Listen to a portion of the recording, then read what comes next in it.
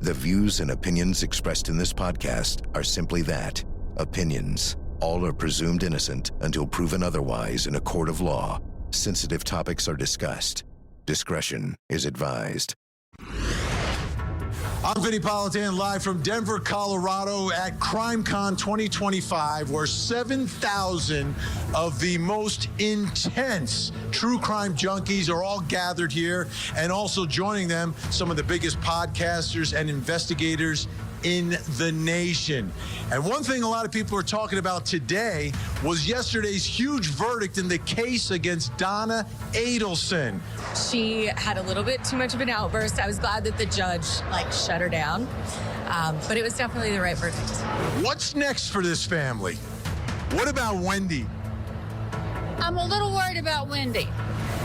One of the things here at CrimeCon is this wall of missing children. Everyone is so interested because they want to help. They want to help find these missing children. And something that people are talking about here as well, a lot of chatter about baby Emmanuel, who's missing out in California and whose parents were in court yesterday. And folks are wondering whether mom is going to turn on dad or if dad is going to turn on mom. I think the father did it. I think, he had something to do with it. And I think the mother's lying for him. I don't think he'll turn. I don't think he will. Get ready for 2 hours of live true crime from the epicenter of true crime, CrimeCon 2025.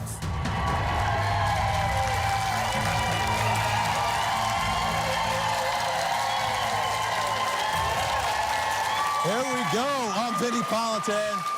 We are live in Denver, Colorado at CrimeCon 2025. Standing room only live audience tonight for the program. And yesterday was a big day on Court TV. You all know it. But I thought it might have been today. So what I brought with me to Colorado was the red verdict tie, which I planned on wearing tonight. But the verdict was yesterday. And what a dramatic moment. Take a look. We, the jury, find as follows as to count one of the indictment, first-degree murder. The defendant is guilty of first-degree murder. Mrs. Adelson, control yourself. Count two. We, the jury, find as follows as to count two of the indictment, conspiracy to commit first-degree murder. The defendant is guilty of conspiracy to commit first-degree murder. Count three.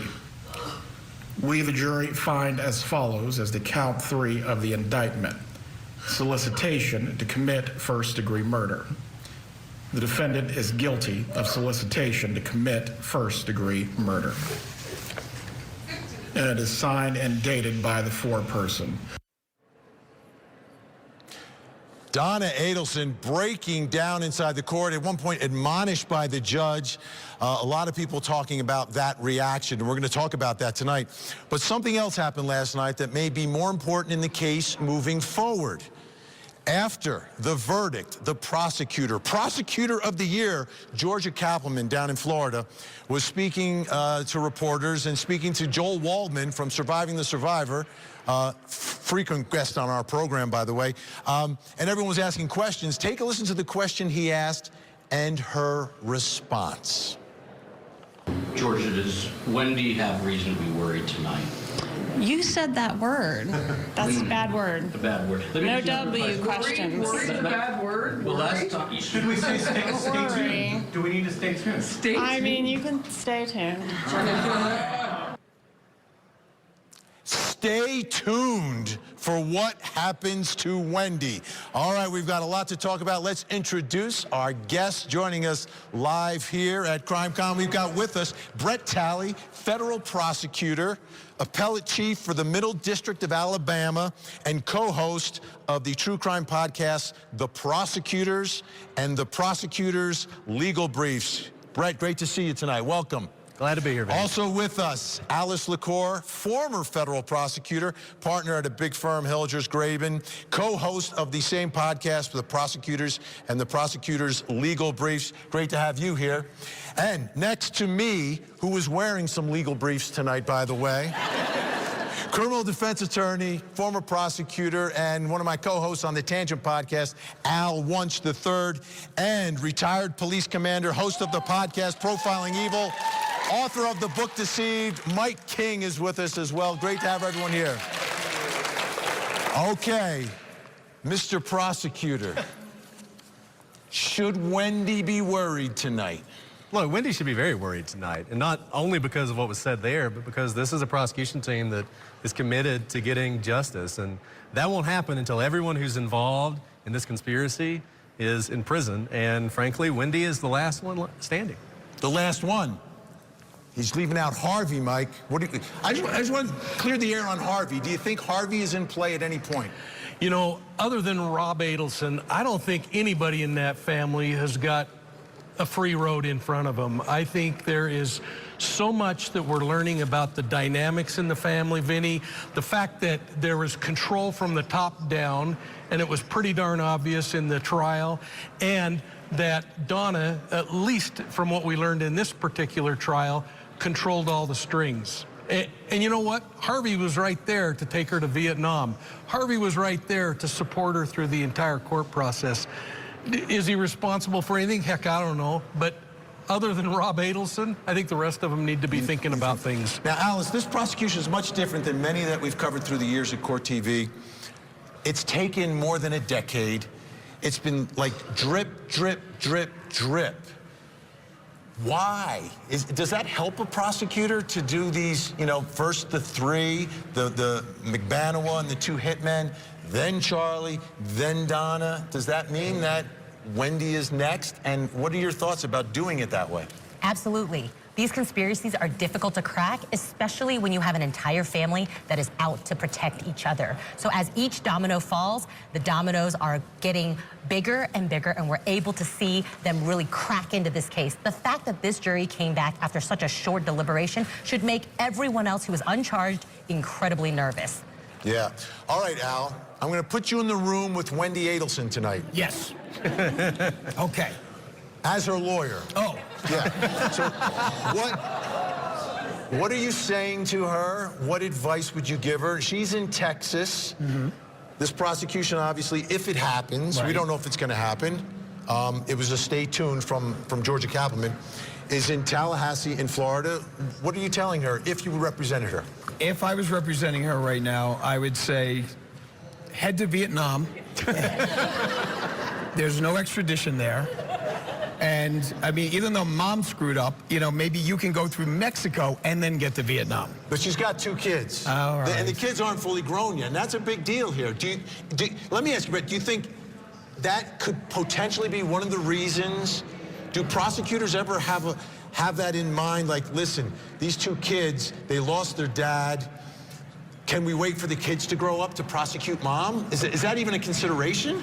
I mean, if mom killed dad, then no. I mean, if this were like a low-level drug charge, maybe. But no, I don't think that has anything to do with it. I think it's just, look, I mean, you could argue that Donna was in such control of this family that maybe Wendi didn't know anything. So that could be a consideration. Maybe they're hoping somebody will crack. Maybe they're hoping somebody will flip and say, look, I don't want to spend the rest of my life in prison. That's a possibility. All right, let's take a look at some of the evidence against Wendi, because it's come out, you know, through the course of these trials that we've seen. First, I want you to take a look at this. This is a text message from Wendi to Dan, the victim, on July 6th, just before the murder. Wendi, are you in Tallahassee July 14th to the 18th? I just want to know if I can have the kiddos on the 16th. Thanks. Dan's response, yes, you can. What do you think of that, Mike? I'll tell you what, looking at these communications, and specifically this one, isn't it interesting that it happens to be the same date ranges that McBanawa was helping the guys who end up responsible for this murder plan to rent a vehicle and make some travel on? You know, you can only have so many coincidences that you don't start to think something's going to stick and something's really stinky. Okay, another piece of evidence. Take a look at this picture, because I'm fascinated by this picture, because I didn't think this would exist. So the woman on the right, I don't know who she is. She did nothing. On the left is a convicted murderer, right? The middleman, the broker. That's Katie McBanawa. In the middle, oh, that's Wendi. That's Wendi and Katie. Katie and Wendi. Take a listen to Wendi Adelson testifying about how she knew. Like, Wendi testified that she only knew Katie through Charlie, but who was at the beach that day? Take a listen. I think your testimony was that really you only knew her with Charlie. Is that right? That's right. Was Charlie at the beach? No. Your mother wasn't there either, was she? No. Okay, Alice. Katie and Wendi, no Charlie in sight. He's not in the loop. It's not a beach day. It's a beach day with the gals. Is that compelling evidence, or is that just a photograph? It's not just a photograph. When you're looking at this, you're trying to put some sort of story together. And what we have here is she's not being truthful. We have a picture that contradicts what she's saying. So if she were more truthful, a jury might be more inclined to believe her. But we already have a strike because she's not being truthful about this picture. There may be an innocent reason for this picture, but the fact that she's minimizing their relationship already cuts against her credibility. So no, it's not just a picture. Yeah, and now what's happened through the course of these trials, Al, she's testified. Right. Again and again and again and again, but she's had this immunity where nothing she says can be used against her, or anything that derives from what she says. Correct. If she gets charged, would we see her testify again? Well, I mean, I'm her attorney again? Again, okay. You're in the room with Wendi Adelson as her lawyer. Hey, she's not going to testify again. Okay, and the only stuff that they would be able to possibly use against her, which even with her immunity, is if she lied on the stand. So that's the interesting thing that comes up. That situation with regards to that picture, how do you explain it, is going to be something that they can use that evidence against her. So I'm going to say, listen, you know, you're not going to get up there. And I don't see any benefit of her talking at this stage of the game, because I still think it's kind of a tough. You know, the fact that everyone else seems to be involved and no one pointed at her from the family, I think makes that case very difficult for the prosecution. Yeah.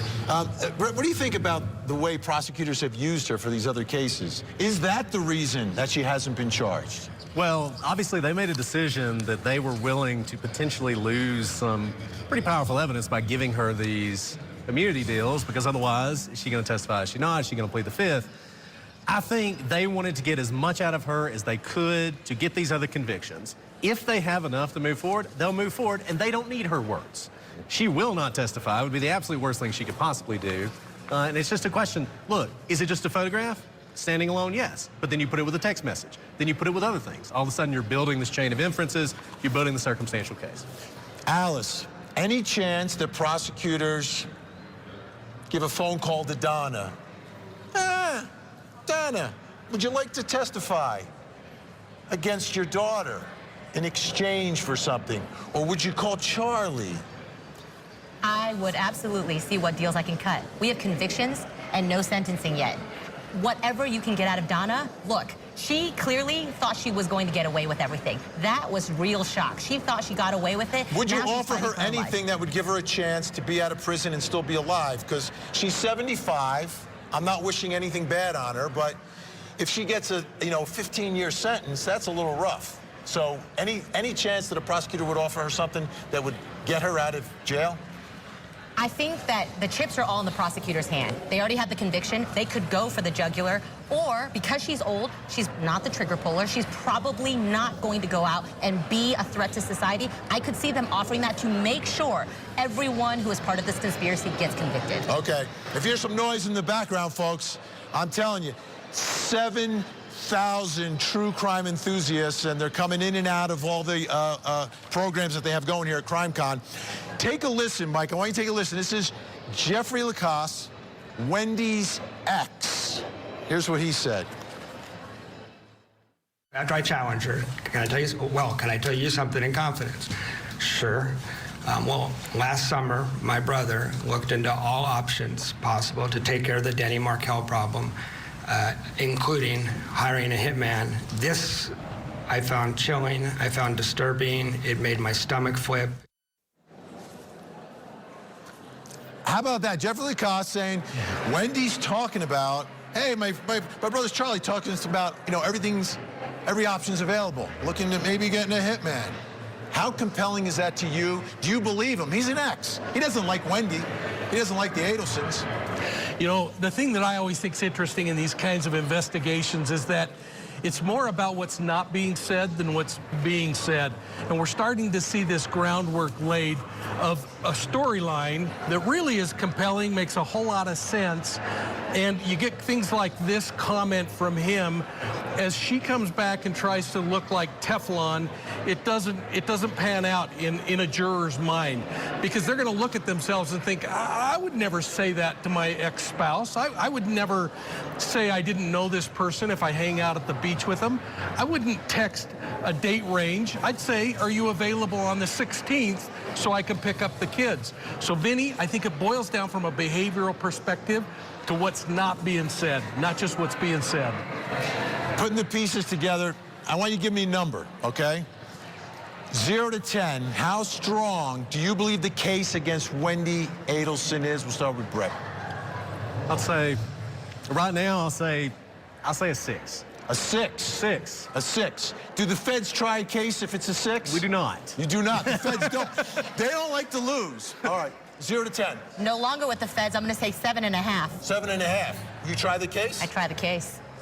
Mike, 0 to 10, how strong you see this case? I'm about 50-50 on this one. I think there's a lot that has to come out. I thought that she revealed a lot in her testimony. That can't be used against her. That can't be used against her, but an investigator can say, I remember this. Nothing can be derived from it. Prove they didn't derive it from him. Oh, he's a sneaky investigator. Yeah. 0 to 10 now. 5. A 5. All right. I'm going to say it's a 6, but there's something else in play here, folks. That trial's in Tallahassee, Florida. I've been at Court TV back in the days when before I started dyeing my hair silver. That's how long I've been there. We've never covered a trial out of Tallahassee where the jury came back and said not guilty. So as long as you get in front of 12 folks from Tallahassee, it goes from a 5 or a 6 to a 7 or an 8. And if she wants the 8, she better hire Alan Jackson. All right, folks, we got a lot more to get to. When we come back, we're going to hear from our live studio audience, CrimeCon 2025.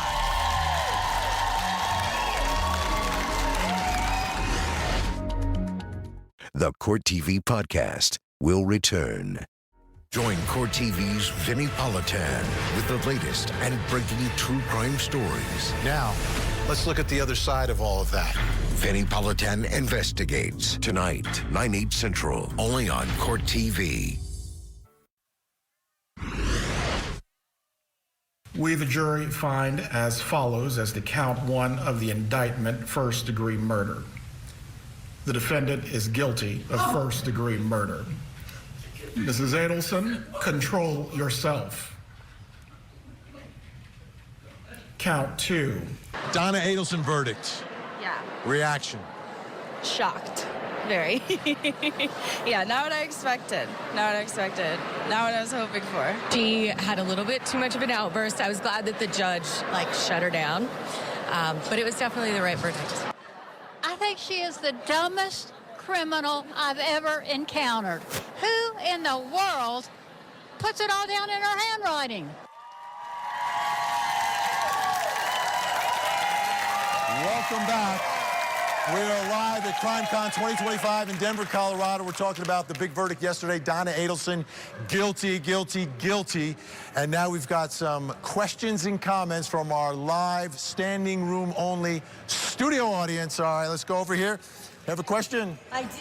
Well, wait, let me get the microphone over to you. Here we go. I'm a little nervous. Wow. First of all, I wanted to let everyone know he should have been a comedian. You wouldn't know that just watching his show, but he's pretty funny. Al, I have a question and a comment, actually. Just so you know, I was a comedian. Okay. I thought so. Al, I like your suit. And I want to ask you, couldn't they get Wendi on perjury right now? I mean, have you watched all the cases? There's so many discrepancies in her testimonies.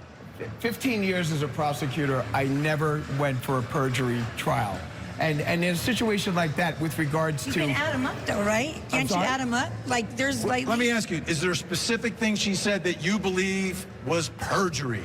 Yes, the K-turn. Oh, I made the K-turn. Then she just drove by and didn't make the K-turn at all. I mean, that was one right there. All right, Brett, you going to prosecute someone for lying about a K-turn? No, you're not going to. I mean, that's just one of them. I mean, come on, we got it. You guys. There's got to be much more to it. Honestly, it's not an easy prosecution to do, and it's really it's very ineffective. You're not going to get. She's not going to get 25 years to life on a perjury charge. But it'd be so nice with to no see her get prior arrested. record, she'd probably get a slap on the wrist, and that would be it. It'd be so nice to see her in jail, though, wouldn't it? Well, I'm sure the poor Dan Markel's family would love that. But I honestly don't believe that she would be sentenced to jail if she was convicted of perjury. Thank you. Thank you. Great question. Another question over here. Get on up. Question, comment? What do you have for us? Hi. So for everyone, we talked about Wendi Adelson possibly being prosecuted for the full extent of the law. And my question is, as attorneys and investigators, how are you able to kind of piece that together in order to kind of have a clear case against Wendi? She wasn't there at the murder scene. We know that for a fact. She conveniently called the Geek Squad to fix her TV. She got a conditional arrangement with being able to say kind of whatever she wants on the stand and not being held against her. So how are you able to kind of thread that main argument if you were the prosecutor of this case? Alice, I'll start with you on that one. Thank you so much. Right. I think there's a reason she hasn't been, charges haven't been brought against her. It is difficult. But what you have is you've had these multiple trials, multiple testimony. There are things we still don't know that are against Wendi because they don't matter for the other trials. So there's investigative files on her that we don't yet know. But as these other convictions come in, we begin to see the web come together against her. Circumstantial, but you've already heard some of it. These text messages. We have motive. We have relationships. We have this family dynamic. Not easy, but it's beginning to build stronger and stronger. Mike King, your thoughts on that? Well, Vinny, I had a really hard time, too many hours on the range, hearing what the question was. Piecing it all together against Wendi. She got the immunity. How are you going to piece it together? She wasn't there. She's got an alibi. Well, clearly you can't use what came out in the trial, so you have to go back to square one. They probably have a great amount of brick building that's already happening. When you start putting together the behavior and you start analyzing the behaviors against the things like forensic evidence or the physical evidence, but most importantly about the either not really confessions, but the admissions along the way when law enforcement's first talking to her about what happened, all of that. But I think that you start adding in the behavior, the changing of the children's names, all of that, brutal. That was brutal. Is just so hard. Let me ask you, Brett, how big would motive play? Like, motive, you don't have to prove it. It's not an element of the crime, but it's so persuasive in a case like this because who ultimately benefits? Not the children, it's Wendi. And she was asked that question, who else would want to kill your husband? And you're exactly right. You don't have to prove motive, but motive is one of the most important things, especially in the mind of a jury. And I just want to say, you've got it. They have to piece it together. This is not going to be a one-witness trial where they say, oh, I saw him do it. But remember, what is her defense? Her defense is, I didn't know anything about this, right? But then you see things like the comment about, my brother was looking into hitmen. That starts to break that down. And if you convince a jury she knew this was going on, they're going to convict her. All right, we've got another question or comment. Do you think the defense attorneys have tanked their careers because of this case? Oh, the defense attorneys. Can you tank a career when you lose a case this big? Al? You've never lost a case, Al, right? No, I've lost cases. I'm not Darnell. I have lost cases because, but, I also don't keep a record. As anyone who has played baseball in college like I have, I didn't need to know how many home runs I hit or what my batting average was. I knew I was in the starting lineup, and that's all that counts. And that's the same thing in a courtroom, okay? Yeah. If you're not going to win every trial, it's impossible, okay? But nonetheless, it doesn't tank a career as long as you did a good job. And the best case to win is the case that you couldn't win. okay? But if you lose it, you weren't expected to win anyway, so. And I don't think, no, was anyone expecting, let me show, anyone expecting Donna Adelson to win that case? No, all right, so I don't think there'll be that much harm. We've got another question or comment. Okay, mine was on Donna Adelson, too. She was so defiant and she was so controlling. Were you surprised she didn't testify? Oh, that's a great question. Surprised she didn't testify. Let's begin with Alice. Oh my God. You never want your defendant to testify, but she has that whole Grammy look. She looks like this harmless person. It could have been on the line, except we know that the evidence was so stacked against her. We always say, you think you're smart enough to be able to talk the jury out of it. I think this jury knew exactly what was going on. If she testified or not, it wasn't going to help her. But I see what you're talking about. If you ever were going to have someone testify, she's kind of the best candidate for it. Brett. Yeah.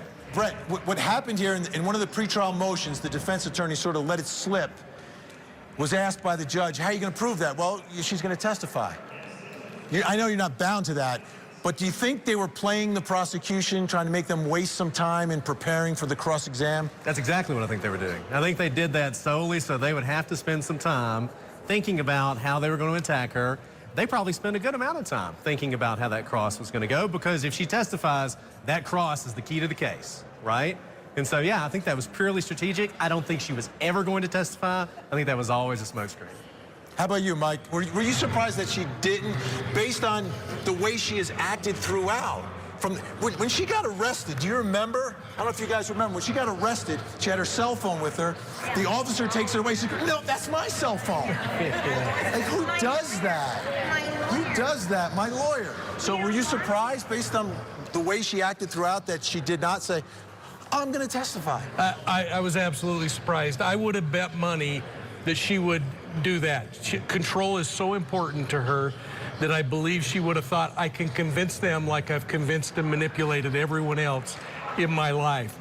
I'm sure that her lawyers were standing on her neck saying, you're not testifying, but I'm still wondering if she wasn't wanting to, even when things started sneaking out after the fact, that she might try to come back on that final day and say, I want to do it. Yeah. And Al, yes, right before she declined to testify, there was all this hemming and hawing. The defense was asking, we need more time, we need more time. The judge said, listen, you're not the first criminal defendant to be on trial in the moment at the end of your case when you have to tell me whether or not you're going to testify. Right. Was it ridiculous, or is that just me? It was ridiculous. I bet, and she's got that Professor Irwin Corey look, you know, with the hair up and everything. That I would have put her on the stand. I would have put her on the stand, because you know what? I would have had her go up there, walk slowly up into the thing, get in, look feeble, okay, and just talk about the fact that, exactly. I probably would have had a walker for her, all right? And I would have had her get in there, okay, and just talk about the fact. I'm walking so slow because of all the carbs they're feeding me. And except that you promised food here. There was none. There was none. There was none. But I would have had her up there, and I would have had her testify as the old lady that was just, she was so surprised that this happened. She could not believe that her kids would have done this. Yeah. She didn't raise them this way. And she was more mortified than anybody that what happened. And that's a good word. I can hear her saying mortified, but she didn't. All right, great questions from the studio audience. We've got more in the show tonight. When we come back, tragic story out of California. It's a heartbreaker. Little baby Emmanuel is still missing. His parents were in court. What's going to happen next? Will mom turn against dad? We'll talk about it. We are live from CrimeCon 2025. Like, after what happened to their first baby. I mean, everything could have been prevented. It was preventable from the very beginning. Now, back to the Court TV podcast. It was abducted last night from Big 5. Somebody struck my wife while she was trying to change his diaper. It's appropriate to have a press conference because it was the defendants in this case that had a press conference first. And they did so in order to tell the public, the media, and ultimately law enforcement that their child had been kidnapped, when in fact that's not what occurred. Within 24 hours through video surveillance, we found inconsistencies in Rebecca's statement. Here in Cabazon at the parents' home, it is now a massive crime scene since the parents' arrest early this morning. The filing in this case reflects our belief that baby Emmanuel was abused, victim of child abuse, over time, and that eventually, because of that abuse, he succumbed to those injuries. There is some level of cooperation with the suspects involved in this. I believe that both of them are guilty, that we can prove it's guilty beyond a reasonable doubt for both the murder and the filing of the false police report. Following the case of Jake Harrow and Rebecca Harrow. This case so heartbreaking. Little baby Emmanuel Harrow out in Riverside, California, still missing tonight, has not been found, but mom and dad have been arrested. No charges, no details about the evidence they have as to why they've been able to charge them the way they have already with the murder of this baby who hasn't been found, but they say they have the evidence. Some other things have happened in this case that are really different than a lot of other cases we've covered. Most notably, it was on a Sunday afternoon when Jake Harrow, the father of baby Emmanuel, after Jake had been arrested, was then out at a search site, just standing there, not helping searchers, not pointing anything out off of highway, I think it's the 60 highway. He's just standing there with two detectives, not saying over here, over there, and then he left. They obviously didn't find baby Emmanuel, but he was there. His wife, the mother of baby Emmanuel, was not there. People didn't quite understand what was happening. I mean, I think at first we all thought, oh, Jake got a deal. Jake turned. Jake is flipping, because that's what he did the first time he was accused of harming a baby. This is not a child abuse case. This is baby abuse we're talking about. His first daughter, 10 weeks old, with healing wounds. How on earth does a 10-week-old baby have healing wounds? He pleaded guilty and was given a break by the judge. So Jake Harrow was able to walk out of the courtroom while his victim, his little baby daughter, will never walk, ever. It's not like she won't walk again. She will never walk, because she was just 10 weeks old when all this happened, and it was ongoing abuse. So now he's charged with the murder of Emmanuel, and so is his wife. But he doesn't have a deal. And prosecutors said they've been somewhat cooperative, the suspects. I don't know what that means. Let's bring back in our guests to talk about this. We are live at CrimeCon. We've got Brett Talley, federal prosecutor, Alice LaCour, former federal prosecutor. Together, they are the prosecutors and the prosecutors' legal briefs. Incredible podcast. You need to check it out. Mike King, Profiling Evil, retired police commander. And Al Wunsch, incredible attorney, is also with us. So, first of all, Mike, let's just talk about the search and what was happening that day. What are your thoughts about where baby Emmanuel could be and what they could try to figure out about trying to find this child? You know, like many of us, the first thing I thought of is he's cut a deal to go out there with law enforcement. Two investigators that we're aware of, but there were a batch of searchers out there at the same time, Vinny, and you don't bring a bunch of people out unless you got some reason to think this is good information, that this is credible. Sometimes law enforcement might take a suspect out to a location like that to watch their behavior, watch if they're looking in any specific area.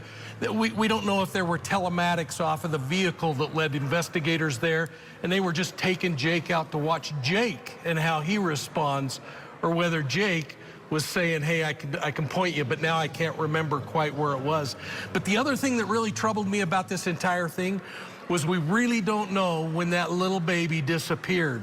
So we don't know if animal predation is involved in this, and if that child was carried off by a mountain lion, which are common in that area, or by coyote or other kinds of predators. But if in fact that happened, there would be more physical evidence in the area where the body would have been that those cadaver dogs would have picked up. So it makes you think, was this all a hoax, or were they just testing him to see if they could figure out where he's looking? Right. So prosecutors have laid out a range of when this on or about, we know those magical legal words, but August 5th to August 14th is the range of when they believe this happened. They also said it was ongoing behavior. That's why they've charged mom and dad. But it's a baby. It takes 2 adults to murder a baby? I don't understand that. Alice, both of them are arrested. Are you approaching either to attempt to flip on the other? And if so, who would you approach first? Absolutely. I think that someone is covering for someone else. And you take your run at both of them. I'm going to mom, because dad has a history of abuse. Mom could also be under his thumb. She could be protecting him. There is a reason that you go after the mom. And also, exploit is the wrong word here, but this is her baby. She can get justice for this baby. Right now, she is protecting someone, I think. So I would take a run at both of them, but I think you're gonna have more luck with mom. Al, let me ask you, if you're representing mom here. Yes. Sorry, I keep giving you these horrific clients. But you got That's what I'm here, the hard questions, Vin. If you're representing mom, are you running to prosecutors? Or are you going to stick with the Ola man did it? Well, okay. Don't forget her story, her original story. Yes. Was that she was changing the baby in front of the Big 5 sporting goods store, and she heard someone say Ola, and then she blacked out, or no, she saw white, didn't see or hear anything, and then she got knocked out cold, one of those karate chops in the back. Yes. And then when she came to, the baby was gone. Yes. Are you running to prosecutors? Yes. Okay, but I read what they did with him going to that area differently. I read that because she's been taking the position of stand by that man. Yeah. Okay. And what better way to erode that than to say he's out here looking for a deal? Whether or not he actually did anything, he's standing in an area that she recognizes, and he's there. So if I'm the prosecution in this, I go, well, you know what? I tell you what, he ain't looking to protect you. He's out here cooperating, and then maybe that's going to pierce her, shell and say, you know what? I better start talking. So.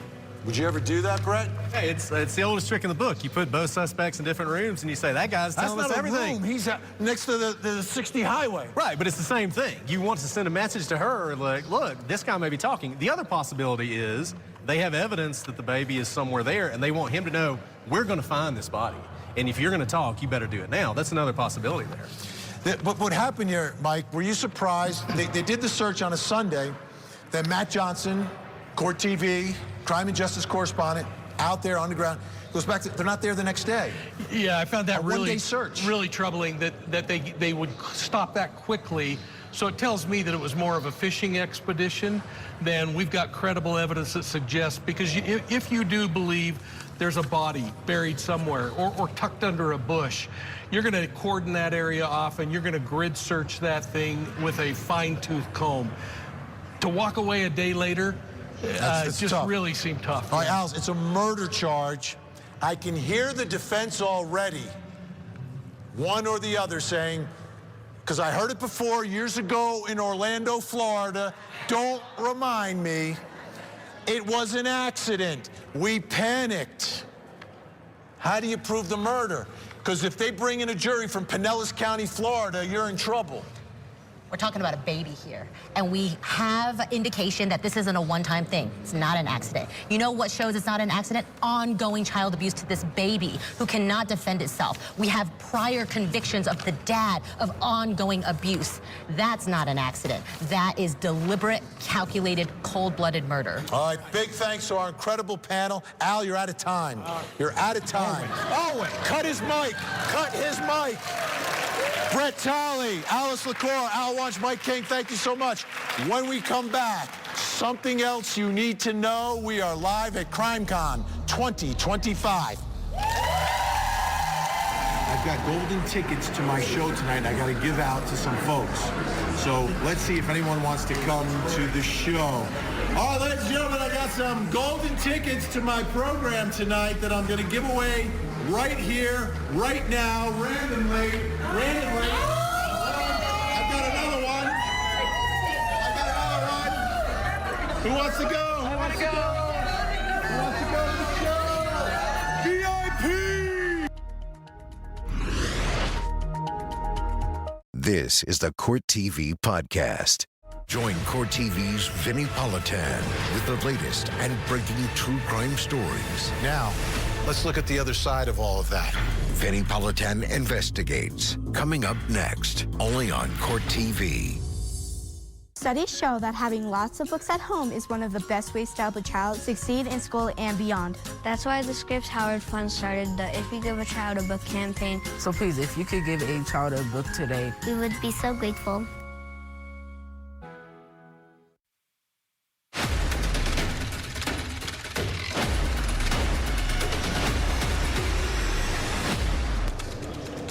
Welcome back. Time to reveal something else you need to know tonight. Let's go back to the mothership and see what's behind the big board tonight. 29,568. What is that number? That's from the National Center for Missing and Exploited Children. That is the number of children in just 1 year that were reported missing in 2024.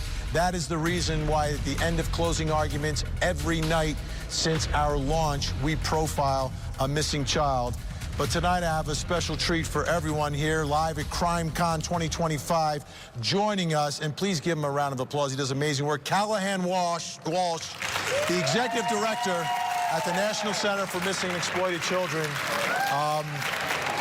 You and your organization obviously are awesome, and we appreciate you coming here, and we appreciate you sharing that information so we can get it out to our audience. Tell us a little bit about that number. Right, and we're working at around 30,000 missing children's cases at any one time. Children go missing many different ways. Some are abducted by strangers, some are taken by non-custodial parents, some children run away.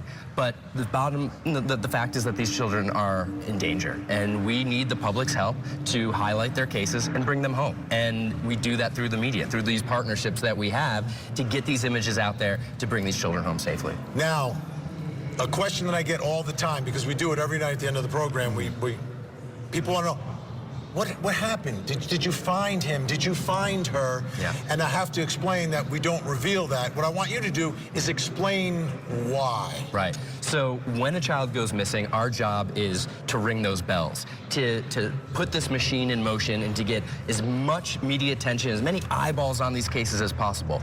But we have to remember, these are children, and they deserve privacy. So when these children are found, we need to put that whole machine in reverse. Take all those posters down, get all of that stuff sanitized and down so that these families can heal, that they can recover, and then they can live that life that they need to live. And so, you know, oftentimes we don't get that feedback loop of exactly all the details and what happened in the case. And honestly, that's really done out of privacy of these families and for these children. Okay, I'm glad you were able to explain that, because I tried to explain it, but now I'll do a much better job of it. Thank you so much. Absolutely. We have a missing child, sort of, tonight. Right. Explain to us about Christopher Enoch Abeta. Yeah, so Christopher Abeta, he's 7 months old, kidnapped in the middle of the night, front door left open. This is nearly 40 years ago. 40 years ago? 40 years ago. And we know with infant abductions, when children are abducted under the age of 1 year old, that oftentimes they're still alive. They're out there somewhere. There's a very good possibility that this individual is living with a different name than he was born with, has no idea that he was even a kidnapped child, and could very well be out there alive today. And he has a desperate family that's been searching for him ever since. Ever since. So let's get the picture up of the, how are these done, these particular photos? Right. So this is an age progression of what we believe he may look like now, and we do these with our forensic unit at the National Center for Missing and Exploited Children. We try to get every family picture we can. Mom, dad, brother, sister, but even aunt, uncle. You know, sometimes we don't always look just like our parents. Sometimes we go, oh, you got your uncle's eyes, you know? So we get as many pictures as possible, and then we try to determine what this individual may look like And that's today. what we have right here. We're out of time. Callahan Walsh, thank you so much. Incredible work. Great to see you again. Likewise. All right, folks, don't go anywhere. We've got another hour of live true crime. And as always, please don't forget to hug the kids. There you have it. If you want to see more in-depth reporting on the latest true crime stories, you can see me every weeknight, 8 p.m. Eastern on Closing Arguments. Thank you so much for downloading. And as always, please don't forget to hug the kids. This podcast is a production of Court TV. Go to CourtTV.com for more content, trials on demand, and to find out how to watch Court TV in your area.